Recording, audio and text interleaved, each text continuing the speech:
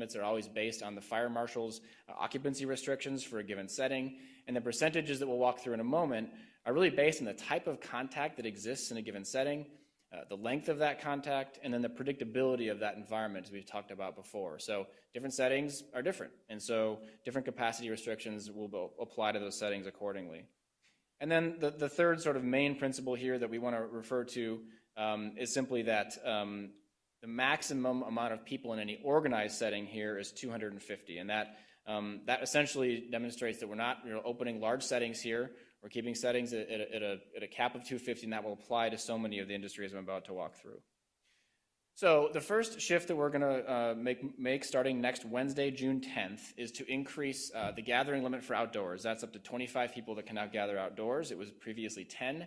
The gathering limit will remain at 10 for indoors, given the virus spreads more quickly indoors. And we're asking that social distancing be used in all those gatherings, and we're strongly encouraging Minnesotans to wear masks. The next sector we want to address is restaurants and bars. We are now moving beyond just outdoor seating and into indoor seating as well, up to 50% capacity of your indoor facility with a maximum of 250 people indoors. The outdoor limit will also be 250. Previously it was 50, so you'll be able to have up to 250 outside and 250 inside. Many restaurants aren't that large, but we thought it prudent to have a cap.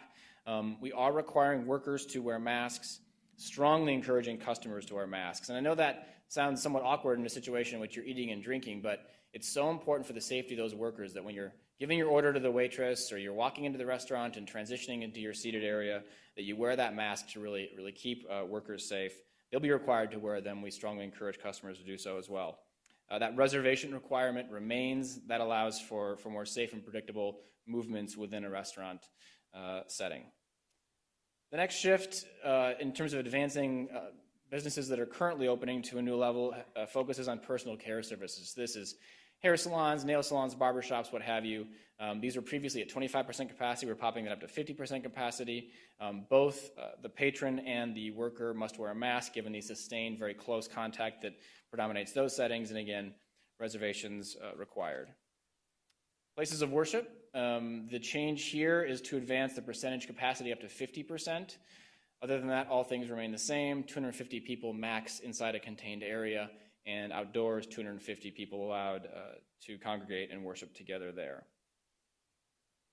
Now, there are some settings that have not been open up till now that will be opened with this executive order, again, starting next Wednesday. And the first of those are gyms and fitness centers.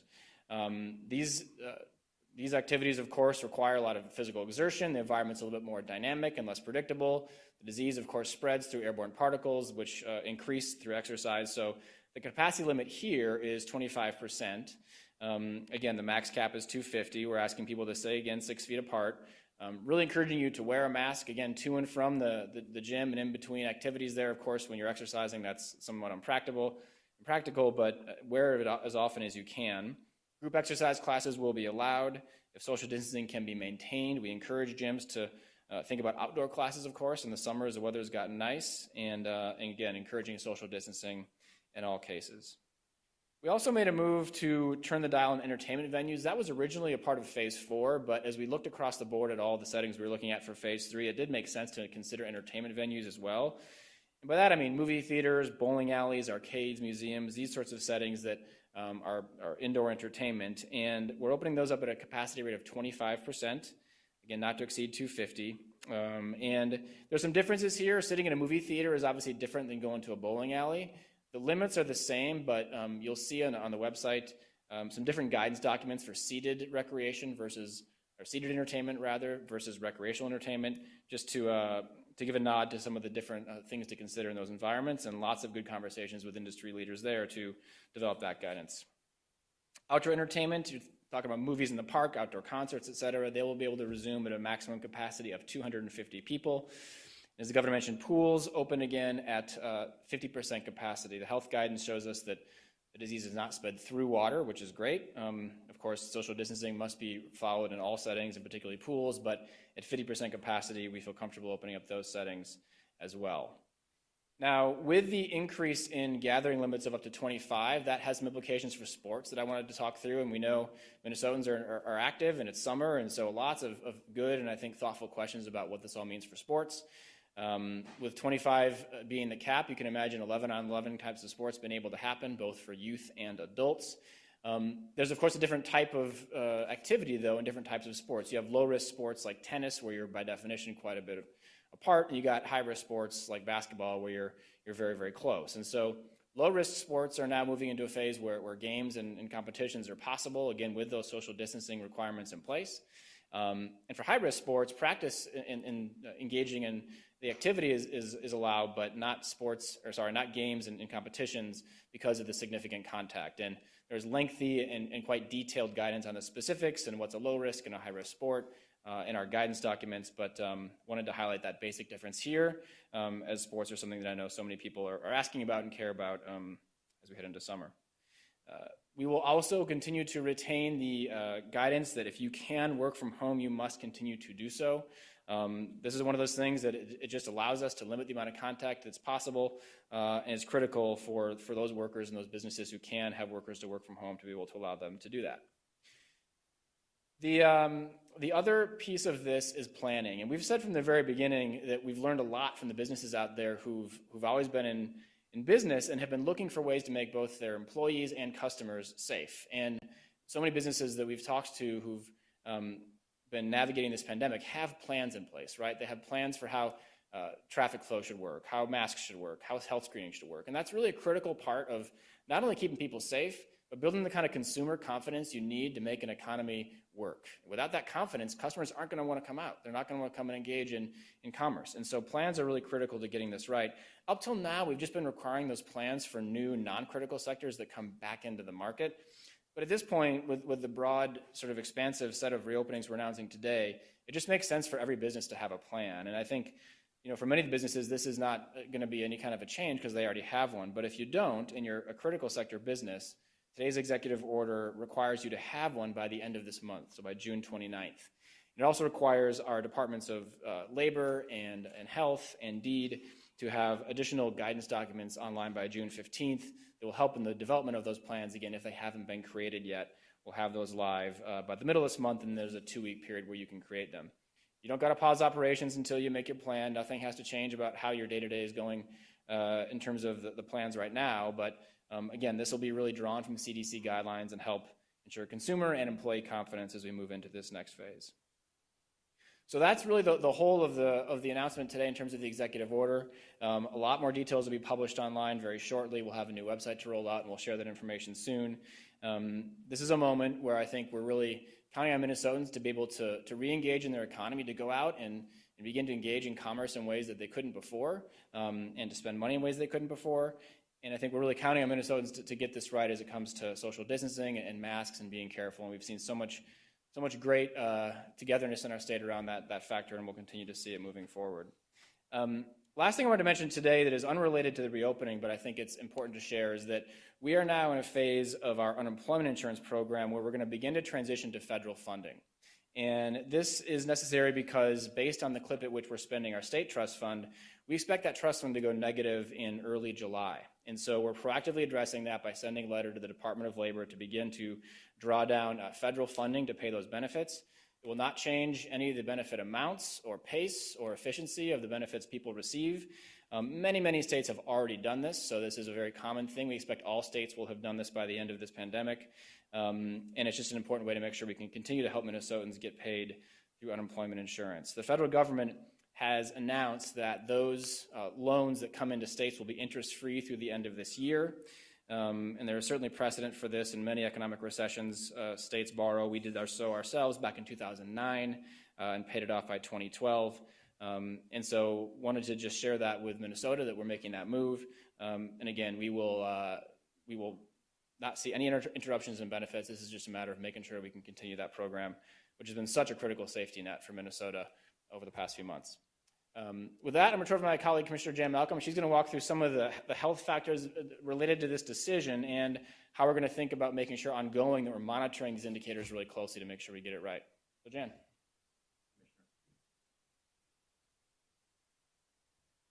Thank you, Commissioner Grove. Good afternoon, everyone. I would like to just talk a little bit about the health context for today's decisions. I'm going to show you a couple of graphs and just note for those who are very careful students of these data that some of the data may not match exactly what you see on our website, because this, for example, is the last 2 weeks of confirmed cases in our state, but organized by specimen collection date, so it might vary a little bit from what we report in terms of laboratory confirmation date on the web. But what you see here is a pretty interesting pattern, and if we extended this to the whole month of May, the pattern would really hold. That we appear to have hit kind of a plateau with some smaller waves within it.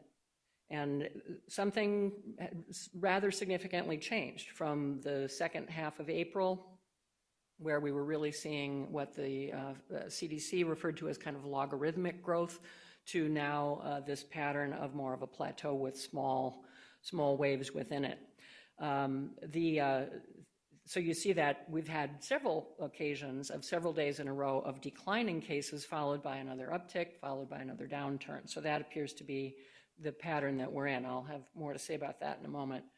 This graph looks at hospitalizations. We've talked over and over since the beginning about the critical importance of making sure that we've got the capacity to care for that thankfully small percentage of people who get severe disease and need hospital-level care, and particularly critical care levels in ICUs. And so what this shows you is the pattern of hospitalizations over the last couple of weeks. And this is statewide. So I will also note here, I think I've mentioned in prior press briefings, that a couple of our hospitals, particularly here in the metro, have been very busy and have had very full ICU units and have even gone into some of their surge beds. But statewide, we're in good shape for critical care capacity, and we also have methods and mechanisms in place to look at these data daily, multiple times a day, and are in constant communication with the hospitals and have systems to enable the movement of patients around, or the load leveling between hospitals, so that those that are getting overfull can move some of that patient load to hospitals with more capacity. But again, this just shows an encouragingly stable situation that reflects the hard work of our health systems. This is the chart that looks at how testing has grown, and there too we've had some ups and downs, and it's not been as steady a pace of increase as the governor challenged us to do, but I think we've really turned a corner and are in a much more sustainable position to continue to grow from this point forward. As the governor said, we today are announcing over 11,000 tests confirmed yesterday. So you can see there the pattern of testing growth and heading upward from here. We now have, our latest estimate is capacity for over 15,000 tests a day across the health systems, Mayo and the university, growing to 20,000 and beyond if we need it. So I'm going to talk just for a moment about what we've referred to in the past as our dial-back measures, the things that we're going to keep a really, really close eye on to measure the further progression of the epidemic in Minnesota. 5 measures in total. We have many more measures that we look at the health department. Well, we've kind of pulled out these 5 for particular focus. The first is the percentage of tests that are done on any given day that are positive, and we average that measure over a week. The second is the testing rate. The third is the percentage of cases that don't have any demonstrable epidemiologic link, that we can't trace back the source of the infection. This is known as community spread. The fourth measure is just the sheer rate of case growth, that case doubling time that we've talked about from time to time. And the fifth is a population-based measure of hospitalizations, how quickly hospitalizations are growing on a per population basis. So on the first measure, percent of tests that are positive, we're in good shape there. That threshold is we don't want to see that positivity rate reaching or exceeding 15% over a 7-day average, and we currently are at about half of that target level. The second, the volume of testing, again on a per population basis, because that's what really matters. It's not just the number of tests, it's tests per population. Our threshold is we don't want to see less than 50 tests per 10,000 residents per week. We are currently at 96 tests per 10,000 population each week, which puts us toward the top of the pack now nationally in terms of the rate of testing per population. The third measure is one that's a little more concerning, and that is the percentage of community spread. We've been talking about that a lot. Here we don't want to see community spread being more than 30% of all the confirmed cases averaged over 70 days, and we are just over that threshold, so we're watching carefully to see if that comes down in the coming days. The rate of new cases, the doubling rate, we don't want to see our number of cases double any faster than 7 days. We're way above that level right now, and quite honestly, as our case volume has grown, this measure is getting a little bit less helpful to us, so we might replace this one with a more refined measure in the days to come. Hospitalizations here too, on a population basis, and I think this reflects some of the busyness of the hospital sector as elective procedures have come back online, and as there was some definite uptick in hospital activity over the last 2 weeks of strife in our community. So we're above the threshold on that per population hospitalization measure, but we also see that move around a lot day to day. So as I've mentioned, it appears that we may be at a plateau in case growth, but quite honestly, we won't know yet the impacts of recent events for another 2 or 3 weeks. So I'm not in a position to say we definitely know now we're going to have a plateau, not a peak. We cannot yet forecast whether we will see a reemergence of trend toward a larger peak, or whether we'll continue to see what we think we've been seeing, a series of smaller waves, or whether we'll see a sustained decline in cases over the next couple of months. That's frankly not what I'm expecting, but we have seen that in some other states that weren't really expecting that pattern. And so I can't really predict with any confidence what's going to happen in the next couple of months. I definitely can't predict what's going to happen over the longer term. That is the subject of a lot of study and debate in the scientific community in this country and internationally, what we might expect to see evolve next fall and winter. But the bottom line is we are likely dealing with ongoing high levels of COVID-19 transmission for months to come. As the governor has said, most likely until we get herd immunity or a vaccine, which is quite a ways away. Therefore, we really have to learn to live with COVID-19 and to put COVID-19 in the perspective of other pressing health concerns in our communities by striking the right balance across goals for health, including, but beyond COVID-19, our economy and our societal well-being. And we're in a much better position today to strike that balance. We have more treatment resources, as we've talked about. We have more testing and more follow-up case investigation capacity. And very critically, we have more measures to protect priority populations. Our residents and staff in long-term care facilities, in our communities disproportionately impacted, and in hot spots as they emerge. And that is a very key piece of this whole equation, that we absolutely understand that we are still in a pandemic situation, that these further reopenings will increase the risk of spread, but we believe we've got the tools in place and the measures in place to carefully watch to make sure that we are in fact able to manage whatever degree of increased transmission these moves may contribute to. And with that, I'm very proud to introduce my colleague, Commissioner Lucero.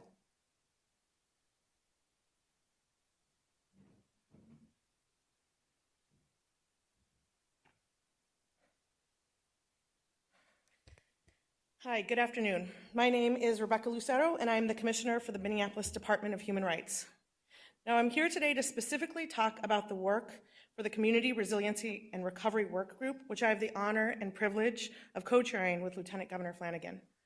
I'm also available to talk about any of the questions about the temporary restraining order our department filed against the Minneapolis Police Department earlier today. Let me talk about the Community Resiliency and Recovery Workgroup. It's been a real honor to be able to work on that. This is one of about 9 interagency work groups designed to respond thoughtfully to COVID-19. And the focus of this work group is to center racial justice and resiliency in the COVID-19 response. The goal is to develop and implement, I broke the slides. I'll come back, great. Thank you. But I can keep talking about this right now. So the goal is to develop and implement near and long-term strategies and guidance to best support and the recovery and resiliency from COVID-19 for Black, Indigenous, people of color, immigrants, refugees, and mixed status families. We are holding space and focusing on race and ethnicity because of how COVID is specifically exacerbating tremendous inequities for people of color and Indigenous communities. Perfect. But it's important to note that the work is always intended to bring greater justice to all of our complex intersectional identities by honoring systems, by honoring community groups that do the work to heal and provide the support to community. As a woman of color with family working in places with increased exposure, as a woman of color whose family has high rates or high medical conditions that put them more at risk, this is deeply personal to me. And I work closely in partnership with community leaders who are desperate to keep our communities safe every single day and make sure we can recover in an equitable way. And COVID-19 is impacting communities of color disproportionately in Minnesota and across the country, especially for Black and Native Minnesotans. And of course, it's always important to start out explain why this is, because without adding context, it can seem confusing or add stigma. So here are the three things that is important to note. First, because of generations of inequitable healthcare and inequitable poverty rates, people of color have higher risk of multiple health issues such as diabetes, heart disease, severe asthma, and obesity. These health issues put communities of color and Indigenous communities at higher risk for severe illness from COVID-19. Second, people of color and Indigenous communities work in jobs that have always been essential and are now referred to as such. This means that communities of color are overwhelmingly not working from home. They are either on the front lines facing additional exposure or have been laid off. Many of these jobs, and this is the third thing, many of these jobs are low-wage jobs, and many folks do not have access to adequate health care or child care, compounding existing disparities and harming communities. So with that context, what are we seeing right now in Minnesota? Black Minnesotans test positive at twice the rate of the overall population and 4 times higher than white Minnesotans.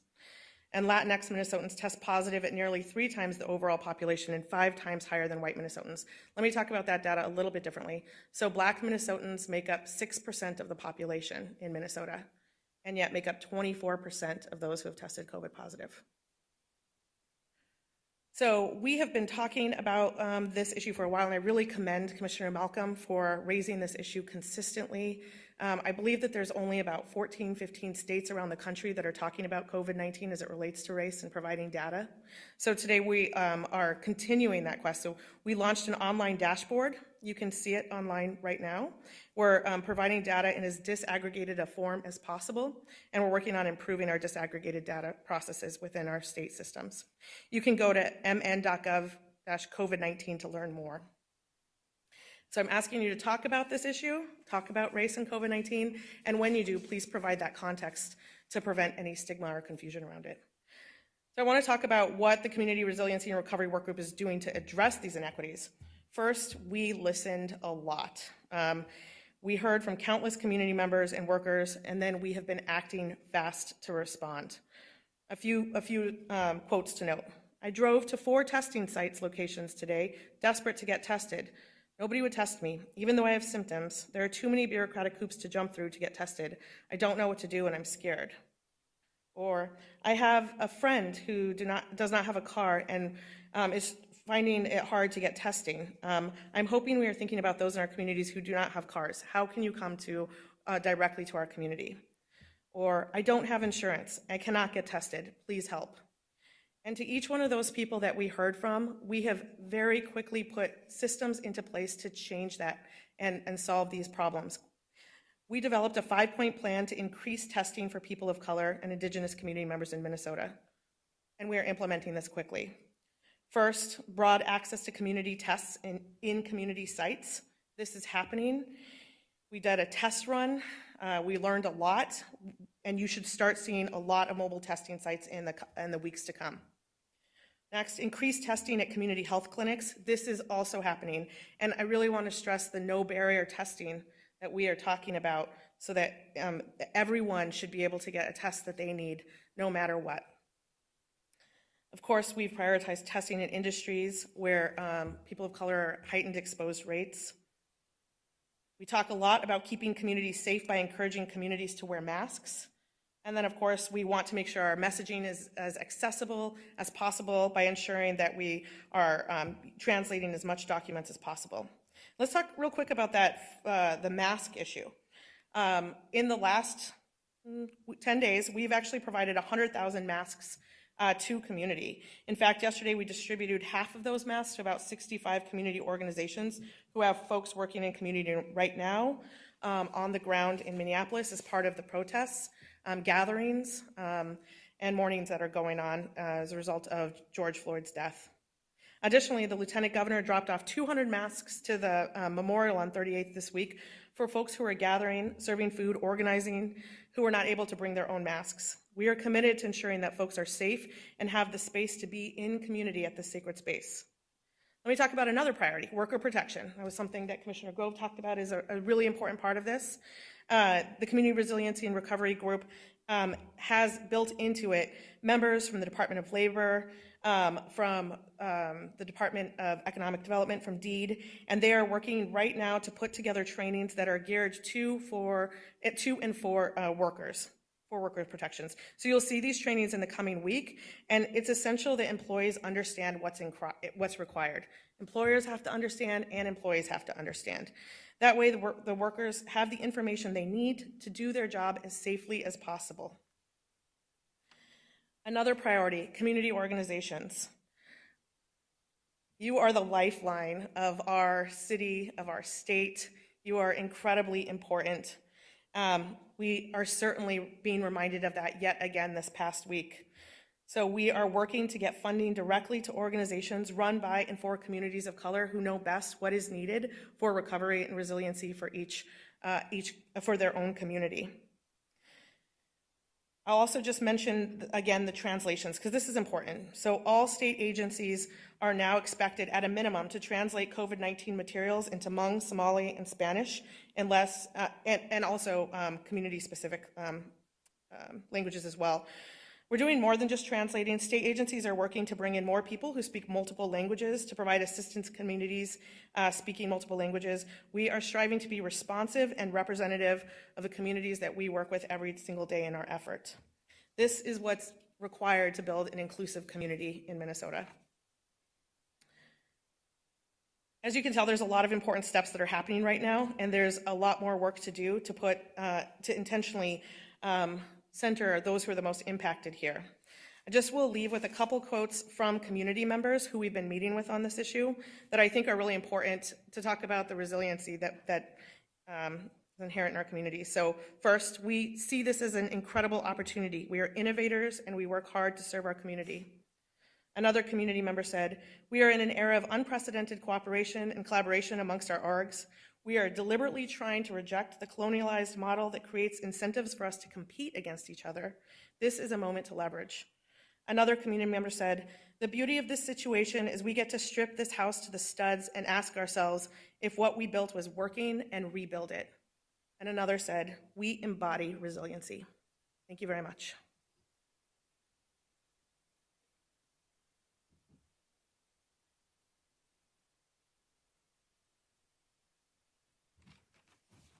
Good afternoon. John Harrington, Commissioner of the Department of Public Safety.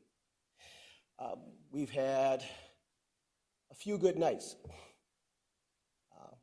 And I don't take that for granted, because when we first arrived, the state first moved into trying to help the city of Minneapolis, it didn't seem like there were going to be good nights coming anytime soon. So I'm really impressed by all of the work that has gone in, work by community, work by police, work by the National Guard, work by the troopers and the DNR, everybody working together to keep the peace.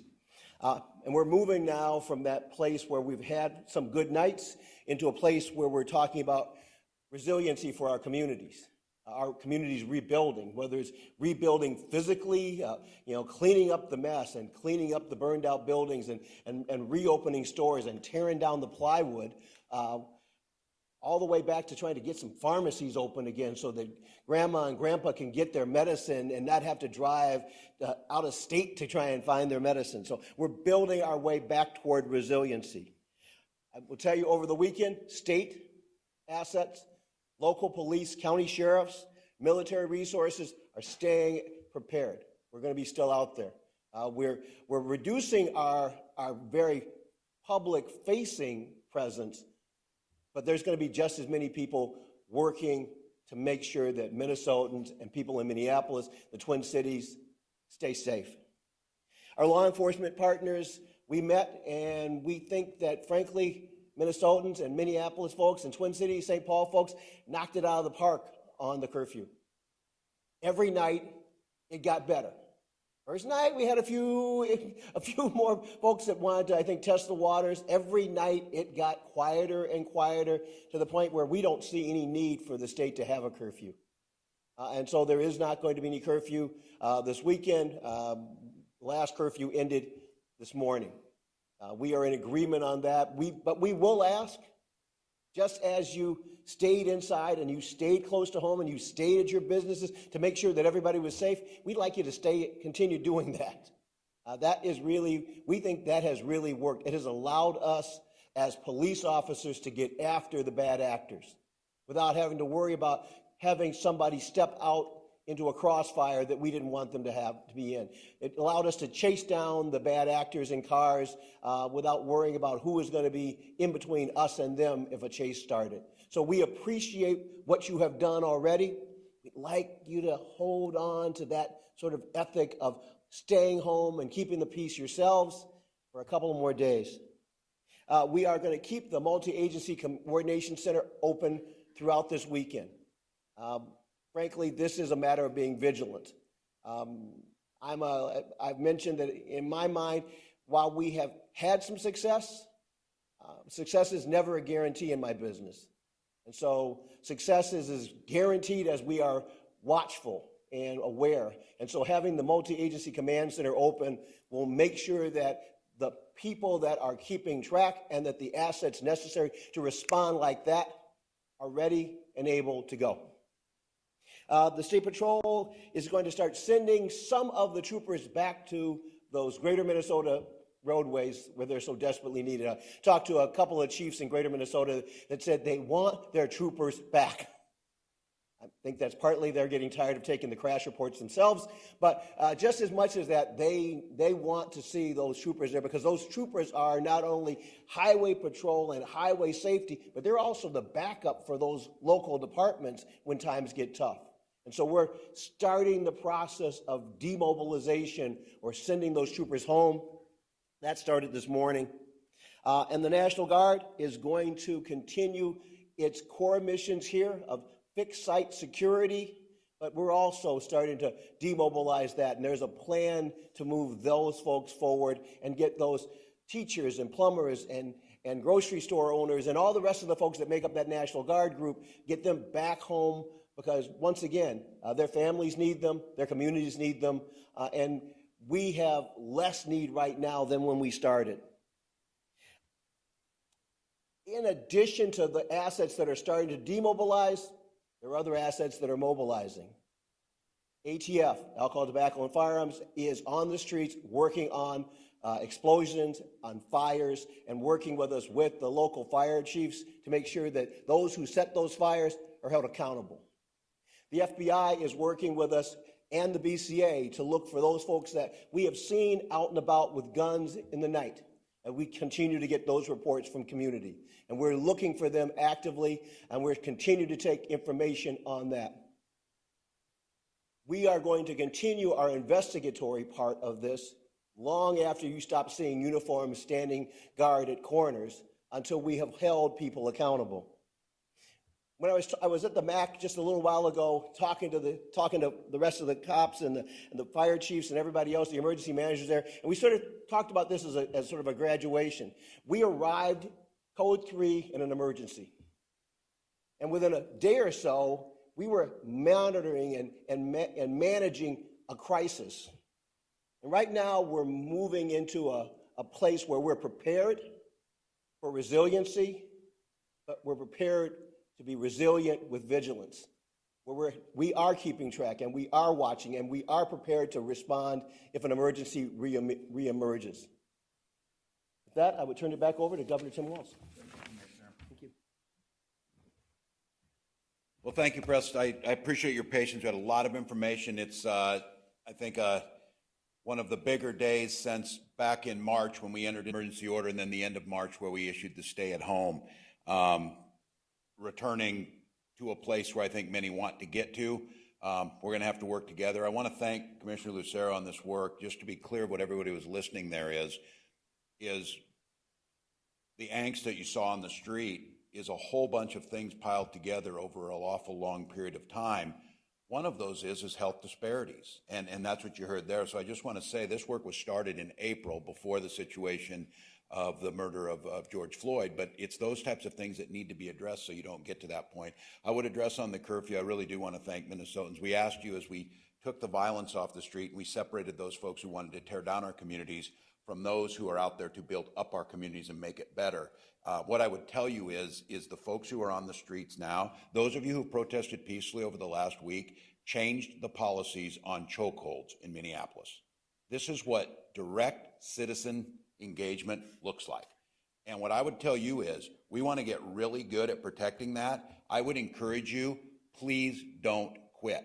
Please continue to lift that voice. Please continue to give the momentum to make these things happen, but let's do it in a way that we do it so we're not engaging those folks who cause problems. Let's do it in a way, just simple things of coordinating with us. One the other day is that we can help with. If we're going to have a large gathering of 6,000 people on the Capitol, and we want you to be able to do that, we need to just have a little lead time so we can get toilets there. And those types of things, so that it's at least comfortable and you can do those things. And if you can stay off the freeways, I understand it makes the point. If you're being heard doing it this way, and I would tell you now with the legislature coming back in, you build capitals with big front yards, not to admire them, but to fill them with citizens. That's the purpose of why they're built that way. And so I really encourage you to continue to do what you've done. Let's make sure we're continuing to keep some folks off the streets that should not be there. We'll do the work there. And I just want to tell Minnesotans, this sense of getting back, the businesses who have suffered through this, you've kept us safe, you've got us ready. We'll do the best we can. I today did my kind of first transaction other than take out food. I called ahead this week, and the line was big, so I got in today, was able to get a haircut where they had spaced out. You couldn't be in the line. Once your time was up, you needed to be there and get in. They took my temperature entering the door. It was totally disinfected. It was masked. It was a fairly large room with just 2 chairs across from each other. I was in there about 11 minutes, did a cashless transaction, and went home. And granted, some of you will take longer because you have more hair, but you will see is these businesses are doing it. They're doing it right. That type of setup gives me great confidence. I think I could assure people I would feel safe in that environment, and I do not believe that the health people would tell us this, that our chance of transmitting was relatively low in that engagement. It was very predictable, it was very small, it was very controlled. By next Wednesday, we have a lot of that going on. So let's start. Tom? A lot of people are wondering about the logic on the numbers. You can have 250 people inside a bar, up to 250 outside, but at home you can only have 10 people inside and 25 outside. And where you could argue that people know more about the people coming in and out of their home than they do in a bar. Yeah, I'll let Steve talk on this, and I'll come back to this again. It's the one thing it came back with, when CISA requirements on big box stores versus small box stores.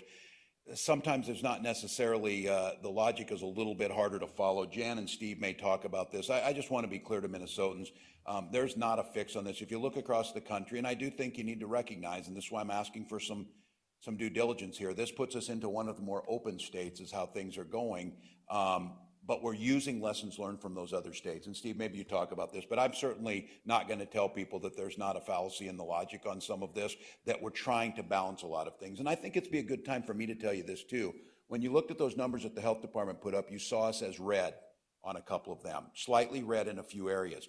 If we were going to go by optimal health suggestions and requirements to us, that would have been what the White House did, and there'd be yet no state, I don't believe, would have met those requirements.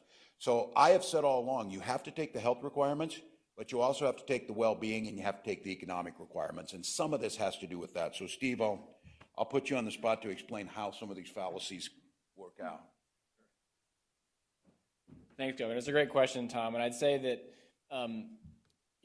the reason for the 250 cap is to prevent really super large gatherings from happening. So think about large county fairs, large outdoor festivals, large organized gatherings. 250 helps us prevent that from happening and gives a little bit of guidance to organized settings and the caps that they can reach.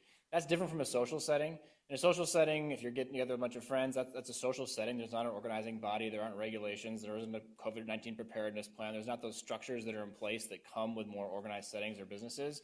So there's some differences there. It's not perfect. I would say in every single setting, the thing to focus on is social distancing. The caps, the capacity, all those things are there to be helpful. But really, at the end of the day, you need to make sure you can stay 6 feet apart from people. You need to wear masks. You need to keep the hygiene up. That's the thing that should guide these decisions. And you'll talk with different business leaders, and the capacity numbers are fine, but if you can't keep 6 feet across, the numbers have to be lower. I was talking to the convention center folks earlier this week, and they said they looked at their big ballroom, and I think it can take about 1,200 folks. But when they did all the math and mapped it out and looked at the tables and the differences they'd have to have in terms of distance, they thought they could really only get about 190 in there and still keep the social distancing requirements in place. That's far less than 25%. But again, they're doing that work to figure out what makes sense in that organized setting, and that should be kind of the predominant guidance.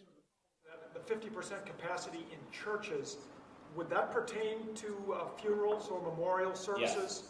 So people can have a memorial service for a loved one up to 50% capacity of a church?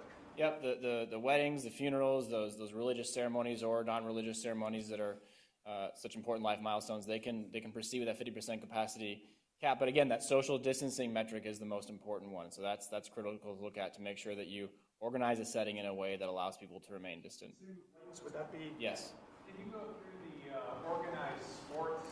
You said low risk and high risk sports, but you didn't define what are the definitions for low risk? Yeah, and there's a quite detailed guidance document on our website that will go into what a high risk sport is and a low risk sport. Essentially, what we're talking about here is there are sports that you can play pretty easily 6 feet apart, even in a competition, right? You can play a tennis match a pretty good distance away from somebody. You can compete in a race a good amount of distance from somebody. 5-on-5 basketball is a little tougher to play competitively in a game with social distancing. You'd be a pretty bad basketball player if you try to stay 6 feet apart from the person you're trying to defend. So you can play basketball, you can practice basketball in ways that allow for social distancing, but those games don't really work. And so that's just one example, tennis and basketball. There's several others. There's a list again online, and we'll circulate that pretty broadly. Where does baseball fit? I believe baseball is still in the high-risk category. I'd have to go check the list. Yeah. And I think, the question probably will come on professional sports. We continue to have conversation with the Twins, with our other teams in the state. I think that 250 cap, again, applies to those settings, but as it relates to some of the broader implications of Major League Baseball and other professional sports, those conversations are going to continue. I understand, Governor, what you're saying about the bit of arbitrariness in the numbers and everything, but nonetheless, you're being encouraging right now. People have been demonstrating on the Capitol. You're talking about going to George Floyd's, the site of where he was killed. These are crowds that are way above 250 people. But people out in other parts of Minnesota who maybe want to get together for an outdoor vigil themselves for this would look at these rules and say, well, this is not allowed. Yeah, well, I'm encouraging people to social distance. No, you're absolutely right. I think it would be naive of us not to think that we are in a singular moment and a unique moment. I think many of us would understand if I tried to bring the National Guard in here and say, you're not going to have a peaceful protest of over 250, we're going to start arresting you. It wouldn't work. I'm certainly encouraging them to continue to raise their voice. I would like them to do it in a socially distanced manner. I think we can get to a new normal in this where we can do this. I just want to be very careful about not stifling that outgrowth of democracy that is a fierce sense of change. I mean, this is a perfect storm, if you will. One created by nature in the pandemic and the other created by generations of systemic racism, but the two of them are intersecting in a really bad way. So that's on me. I take the responsibility of trying to strike that balance. I think there are some folks that would say that, but I would hope they would look at it that this issue and where they're at and in the space of the Capitol and some of them around there, is simply something we have to figure out how to do in the long run. I have to be honest with you, hours and hours of late night conversations.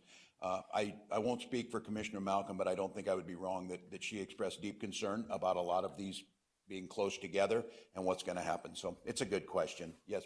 Follow-up to asking about funerals and things, Governor, you were at the memorial service yesterday, so many people watched it at home, and so can you just speak to, is that sort of acceptable? Does that fit the guidelines? Do you think it was a good example since so many people watched it? Yeah, it was certainly a good example of humanity being displayed. It was difficult. I think in that setting they did the best they could. There was seats between us unless you were with family. But it was a confined space for 2 hours with singing. I think from a COVID perspective, again, this is measuring many of these things. Denying that to happen as a healing on a broader societal well-being, I don't think would have been a good decision. But no, we probably could have done a little better as far as the social distancing. But I think, again, the candidness around the unique nature we're in, I think it had to happen. But, you know, I want to just be cognizant of those people out there who had parents or brothers or children die and had to put off gatherings where people wanted to be in there. That's real. And I don't think there's a real good answer other than we're trying to maintain in this.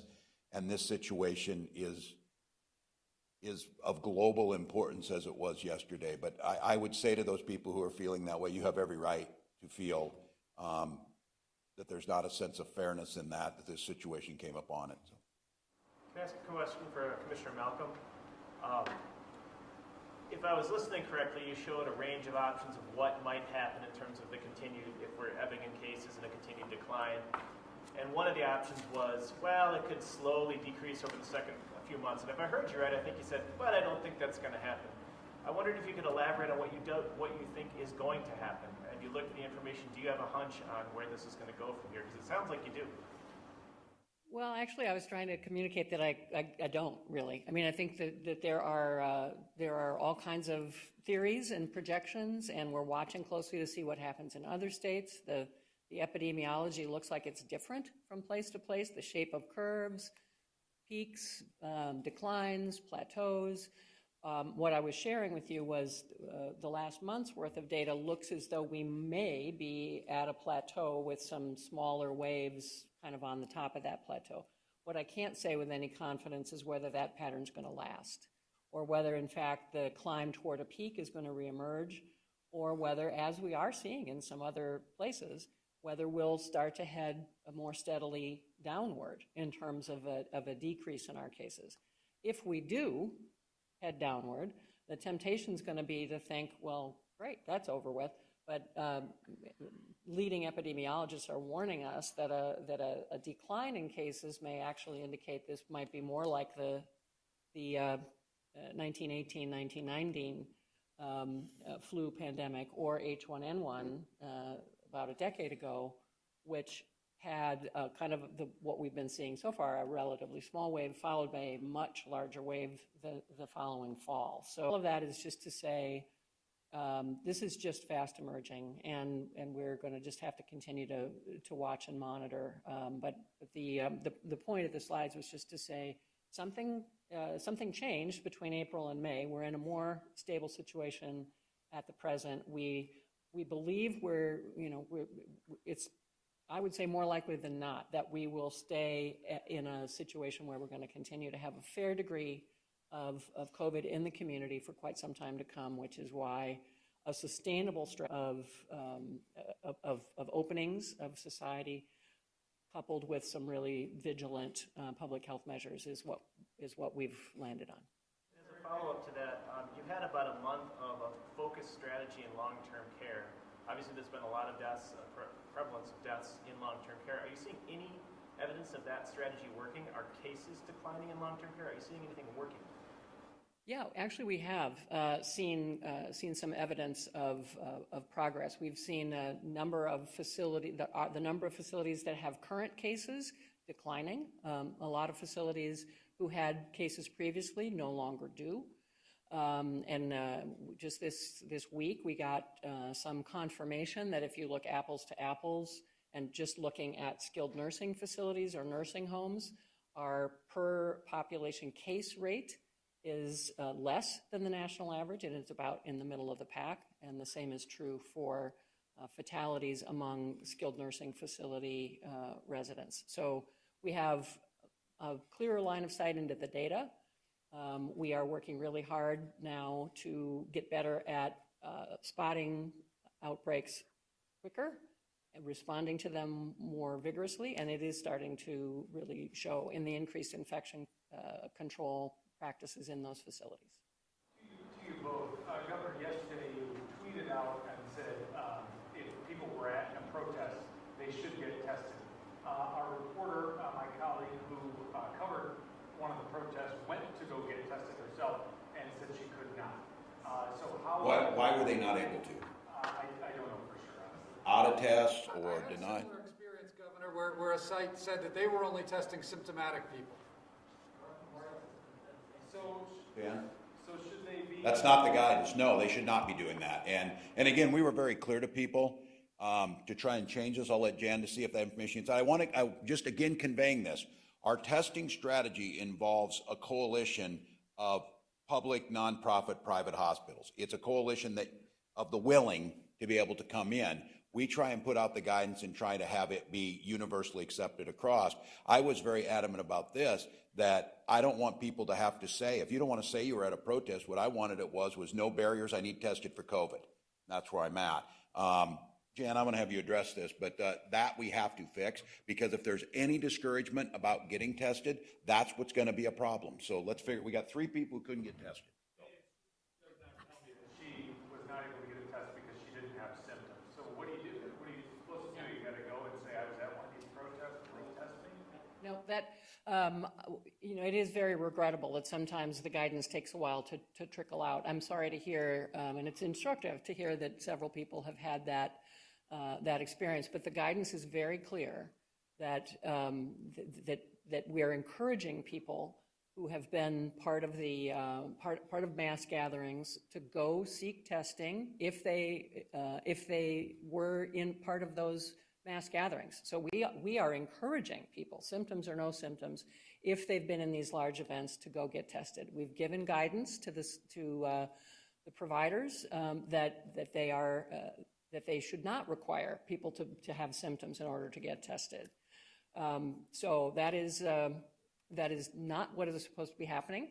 We, in addition to those kind of clinic-based systems, as Commissioner Lucero mentioned, we're also standing up community-based testing sites, which will also be no barrier. So clearly, from your experiences, we have work to do to keep reinforcing that message. But it is clearly not the state's strategy to only test symptomatic people.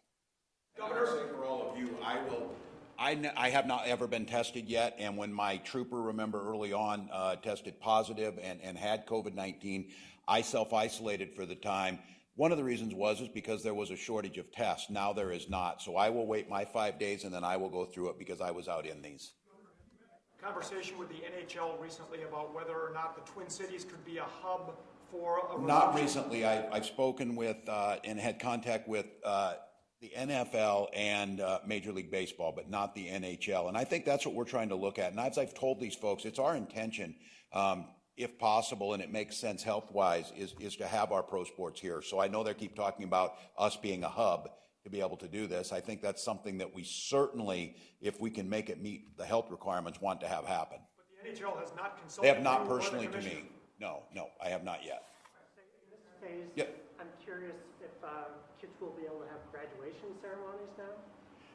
Well, this is going to be a tough one, as we said at the time, because we talked about when we issued the last guidance, the first guidance, people were already thinking about it, and we said we know plans need to be made. At this time, we only know the data. It kind of goes back to this question. I think it's a really good question, because as a layman on this, and you hear this, we got all these models and whatever. What good are they for? If it might be this, it might be this, it could be that. How are you trying to bring those together? And one of the things around graduation, our peak was still looking that it was going to come there. And now we're at a point, and we said, we'll continue to reevaluate.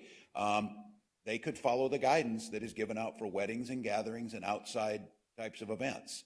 I am not in any way going to think that's going to make a lot of people happy or change where they were at. But Steve, I think you get this. That's the guidance, so they certainly could do that. Sure. Senate committee has directed the Department of Health to seek long-term care information, data on long-term care facilities and state response. They set a 5 p.m. deadline. I guess I haven't seen if that information has been delivered, but not only the Senate chair of that committee has called for that, but the top Democrat on that committee has also said he would support a subpoena. Can you just speak to whether you'll produce that information and why or why not, and the fact that it got to this point where they're threatening you, both Republicans and Democrats, with a subpoena for this information? Well, what I can tell you is that we've got that request yesterday afternoon, and there's a lot of data being requested there, a lot of very detailed data. We're working on it. I need to get back to my office soon to check on the status of that. It's certainly our intention to be responsive to the data that we feel we're authorized to release, and to do that timely. So we certainly have every intention of responding to information requests. As you know, I certainly be having further conversations with the committee and with the chairs. We provided or attempted to provide a great deal of information earlier this week that we didn't really have time to go through. So I know this is going to be an ongoing conversation. And some of that information we feel like we can provide when it comes to a subpoena. We talk about what happens next. If they're threatening with you with that, do you feel like privacy law doesn't let you disclose it? What happens?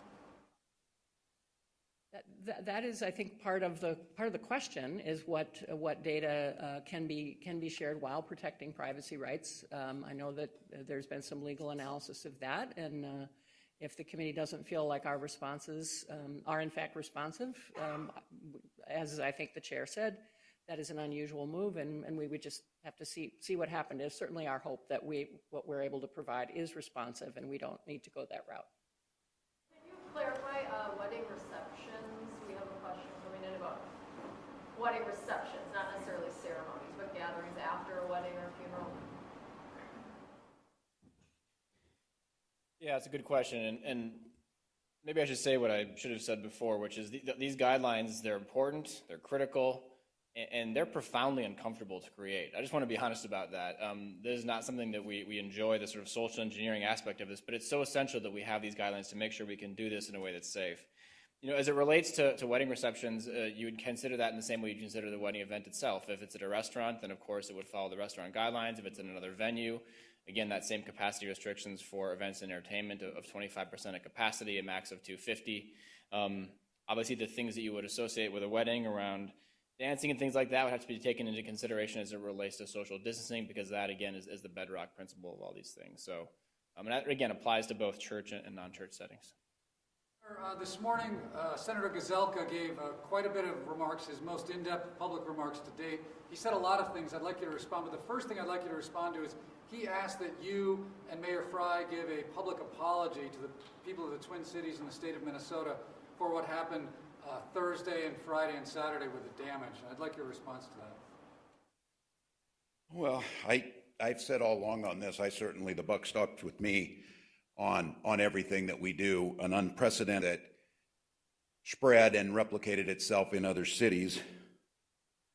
My hope is, though, that the focus on progress is what Minnesotans are looking for. Seems a bit premature that a postmortem has been done on everything, and now we're going to go to that place. I certainly don't think Minnesotans want to see that. I've said all along, I take responsibility for the things we've done. You've seen us when we've made mistakes. We've acknowledged so. These are complex situations, ever evolving. I listen to the advice of my experts and commanders on the ground. I think criticizing the Guard and the State Patrol in this for strategic plans is probably not the place right now that we need, but there'll be a time and a place for that. My pledge to Minnesotans is always progress. That's what they're looking for in moving things forward. He also said, why not just open the economy 100%? The social distancing, he said all of this complicated formula of turning the dial is just getting too much, and that the economy needs a bigger boost. Well, that's an opinion. It's not where a lot of the science is at. It's not what the University of Minnesota showed that we had, again, separate from the model that we had saved lives. I think it's easy to coach from the seats on the side, to not have to be there. We've certainly tried to explain everything where we're at. It's complex to make the decisions. Again, if I did that and people die, I'm assuming that my responsibility, as I would take it, would be upon me. I'm making the best judgments possible based on listening to experts and watch what's helping across the country. Have data that's coming across. If it was from last week, the Defense Secretary and the Chairman of the Joint Chiefs of Staff said the operations that were carried out in that environment were the best that they had ever seen. And I'm sure we'd go on public record to say so. So I'm not in a debate about where it's at. I'm in a race to try and make sure things work. And I certainly believe this. So from the beginning, I find the irony of some of this is the denial that this was anything more than a flu, the denial we should do everything. But on the other hand, we're not doing enough to the dangerousness of using data in long-term care and trying to let the public see that there's a difference between skilled nursing and long-term care. These are private industries, and before I was governor, had no regulation of them whatsoever. I signed into law legislation making sure that these were places that had already been violating. This is not helpful at this point in time. I am more than willing, as I said again, for us to continue to acknowledge where we could get things differently, but this process now puts us on the front end. And if the senator wants to go and ask all the hospital CEOs, they would counsel against this move. And I had to take that into consideration, and I have to take the responsibility and the risk. So I get all kinds of ideas thrown out there, and when they don't play out, for example, keep the curfew on, keep it longer, and keep it indefinitely. Okay, what happens if that leads to more rioting? Then do you take responsibility for that? Be a heavier presence. I think it was a very poor decision, and I think we saw it played out when the suggestion last week was to use the 82nd Airborne and to federalize troops here, when you've seen an outcry from every retired general and everyone that the law that I wrote, that I put in 2008 as a member of Congress on the Insurrection Act to stop that, that was the solution last week. That was the solution. Call the 82nd Airborne, and I didn't do that. That was the wrong decision. This is not helpful to throw those things out. We should be working together to find those places that work. And I am confident that this move on the economy puts us in a place, because we're going to have to operate indefinitely in a sustainable mode. And if you throw it all open, I would give you this. The state epidemiologist in Sweden is under a lot of fire and backtracked from their decision and said we were wrong. It's somewhere, and actually he didn't say we were wrong, and he said something very, I think, telling on this. He said, I think it's probably somewhere in between what the Western nations did and what we did. It was probably somewhere in between. And I think we've got 90 days of data now. And I think that's the thing as we start to track it and see patterns. 90 days of data in the scientific community is nothing. It doesn't prove anything. So, sure. Can I ask about the court order? A question was about the penalties for violating, whether a chokehold is performed or something else that's in violation of this order. What are the penalties and who's enforcing them? That's the city council. I did not see that. And are you familiar with that? Okay, very good.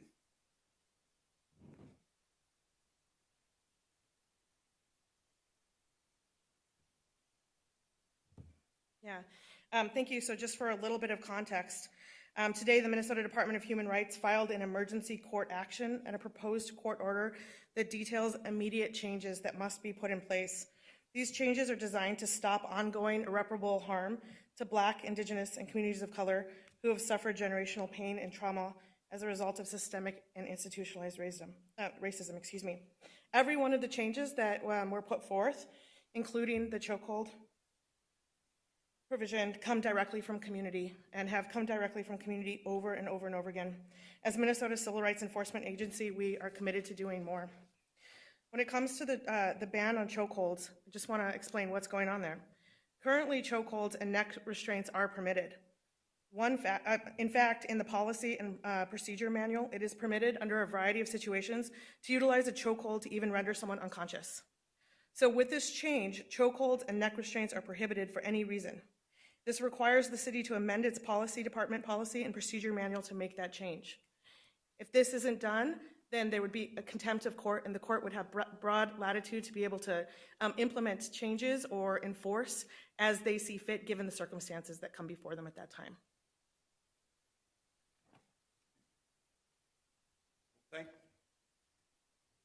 Thank you, everyone. A lot of news. I know we put a lot of it out there. Historic news around civil rights changes and policing, a sense of urgency around these issues, a unique opportunity. By all accounts, more than likely, we will be back in special session next Friday. That gives us the opportunity. And again, I can't stress this enough times. Nothing that's being proposed in these changes is anything that hasn't been around in many cases for decades. Nothing that's being proposed isn't working and has data to support it, whether it's in Camden, New Jersey, or other places. Nothing that's being proposed is being formulated in the dark or in a room. It's by community activists and experts on this. And so as we watched and as the Floyd family grieves, Minnesotans are on display to the world. I think I've heard this time and time again. I heard it on Lake Street. I heard it up on Broadway. I'm hearing it in every conversation. Our opportunity for the legacy of this state is to be the place where all this begins to change, where the big ideas start to happen, where people who are looking to change things that did not seem possible a week ago are now on the horizon that can be done. And so I would encourage you tonight, the curfew is off. Our businesses are opening. They are preparing for next week. I saw the University of Minnesota talking about in classes in the fall. We're already thinking that way. We're thinking forward. COVID is still with us, but we got to live with it. And we have to figure out ways. And I would encourage us working together, changing course when we need to, staying firm to who the values and who we are, and being able to recognize, for whatever reason, history has put this entire state in this position, and it's for us to decide what we do with it. And I've said this time and time again, Minnesotans don't fear history, we make it. Now's that time, so thank you. Thanks, commissioners.